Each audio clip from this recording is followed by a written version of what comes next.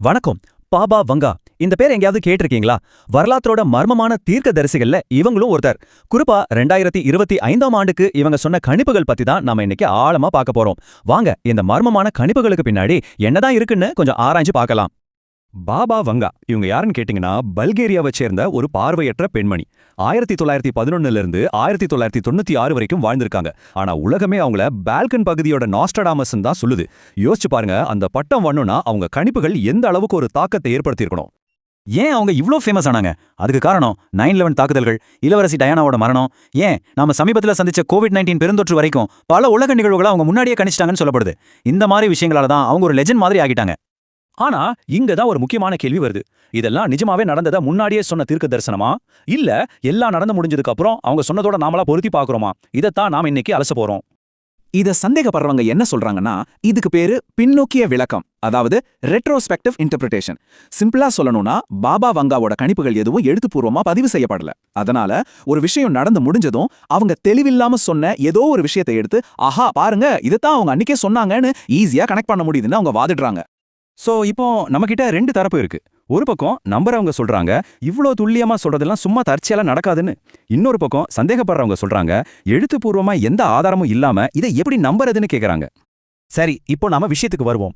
2025ஆம் ஆண்டுக்கு பாபா வங்கா சொன்ன குறிப்பிட்ட கணிப்புகள் இப்போ, அதாவது அக்டோபர் 10 நிலவரப்படி எந்த நிலைமையில இருக்குன்னு நாம ஒரு பார்வை பார்க்கலாம். பெரிய பூகம்பங்கள், பொருளாதார சிக்கல் மாதிரியான விஷயங்கள் ஓரளவுக்கு நடந்திருக்குன்னு சொல்லலாம். ஆனா யூரோப்பாவில் புதுசா ஒரு போர் இல்ல ஏலியன்ஸோட கான்டாக்ட் இதெல்லாம் இன்னும் நடக்கல. வாங்க ஒவ்வொன்னா கொஞ்சம் டீட்டெயிலா பார்க்கலாம். முதல்ல பூகம்பங்கள். மியான்மர்ல 7.9 ரிக்டர், ரஷ்யாவில் 8.8 ரிக்டர்னு பயங்கர சக்தி வாய்ந்த நிலநடுக்கங்கள் பதிவாயிருக்கு. பூமியை உழுக்கும் நிலநடுக்கங்கள் அவங்க சொன்ன கணிப்போட இது ரொம்பவே பொருந்தி போகுது இல்லையா? அடுத்து ஐரோப்பாவில் ஒரு புது போர். பாருங்க, உக்ரைன் ரஷ்யா போர் இன்னும் நடந்துகிட்டு தான் இருக்கு. நேட்டோவுக்கும் ரஷ்யாவுக்கும் நடுவுல பதட்டமும் இருக்கு. ஆனாலும் பாபா வங்கா சொன்ன மாதிரி ஒரு பெரிய புது போர் இன்னும் ஆரம்பிக்கல.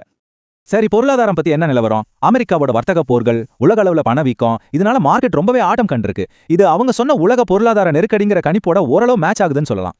அடுத்தது ரொம்ப இன்ட்ரெஸ்டிங்கான ஒண்ணு, ஏலியன்ஸ் கான்டாக்ட். 3I/Atlas அப்படிங்கிற ஒரு விண்பொருள் நம்ம பூமியை கடந்து போயிருக்கு. ஆனா நாசா என்ன சொல்லிட்டாங்கன்னா, இதனால எந்த ஆபத்தும் இல்லைன்னு. சோ பாபா வங்கா சொன்ன மாதிரி முதல் தொடர்பு அது இன்னும் நடக்கல.